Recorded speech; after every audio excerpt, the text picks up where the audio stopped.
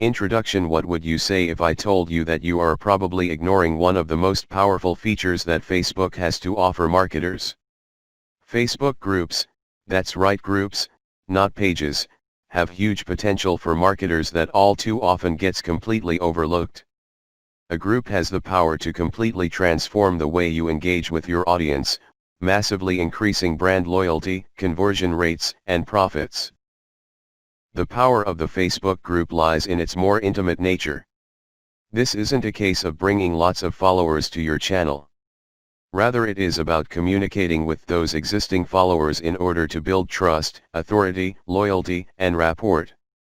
Facebook groups provide among the most powerful and effective ways to achieve this. And this is what makes all the difference when it comes to business success. Groups meanwhile create marketing and business opportunities that simply don't exist with other forms of marketing.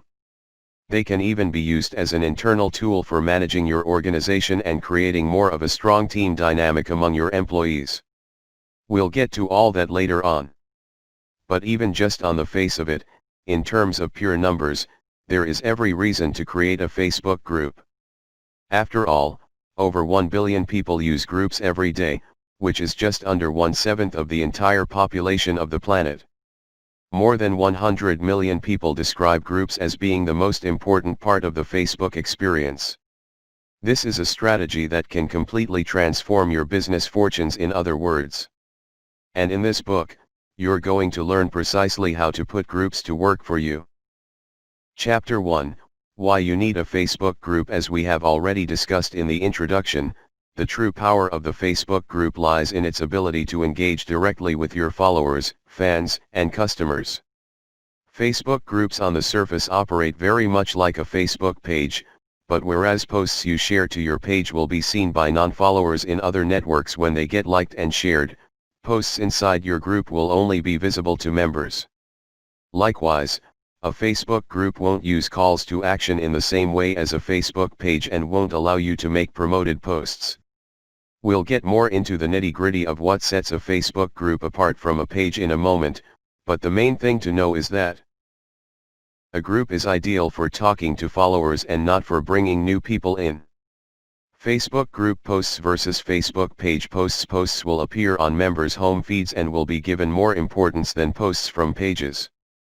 That's because a group is primarily intended for social activities like parties, or groups of people with common interests. The assumption is that if someone has joined a Facebook group, it's because they want to discuss that topic with people in the community. This is subtly different from a Facebook page, which is a much more business-oriented tool that is more likely to contain promotions and marketing that the followers don't want to see all over their feeds.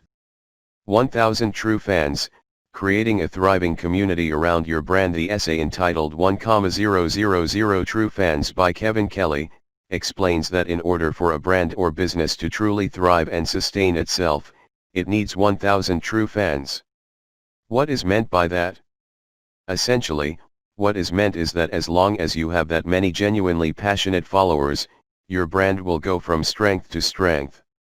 While this might not seem like a huge number in the grand scheme of things, the reason for this is that true fans are those that consume every piece of content you put out, and buy into it, buy every product, and also act as your ambassadors.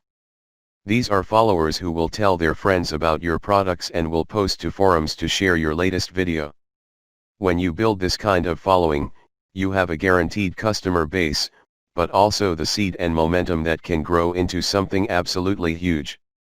Those 1,000 fans will bring in more fans, and those fans will bring in more as well. The other way this is often described is that it is far better to have a mailing list with 100 people on it that read your emails, than it is to have a mailing list with 2 million people on it who never open them. If you have enough engagement and trust with your brand, then you can earn a living with only a very small following.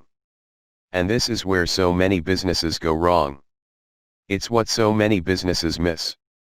That's because a huge proportion of businesses are focused only on numbers, and they therefore don't spend time on aftercare or looking after those members.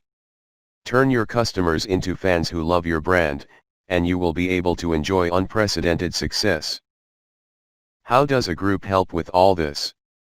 Firstly, by letting your customers and followers become part of a community, which has a profound psychological impact, and secondly by allowing them to communicate with you directly, thereby creating a huge amount of trust. A Facebook group in many cases will act as a kind of insiders club, which in turn can gain you a lot of loyalty and enthusiasm.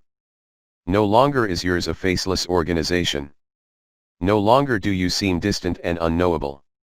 And no longer is yours just a bland logo on a useful product they buy. Instead, the customer has become part of a tribe. They have chosen to get behind your message and to take part in the very direction of your brand. In so doing they feel a kind of ownership of that, and they become far more invested in what you have to say. Your brand becomes a part of their identity even. This might sound extreme, but it is essentially the difference between a company like Apple, and a company like Asus. Asus does well because it makes good products and has a strong marketing budget. But Apple is one of the biggest brands in the world because people get excited every time a new Apple product comes out. And that's because Apple is more than just an electronics manufacturer to those fans.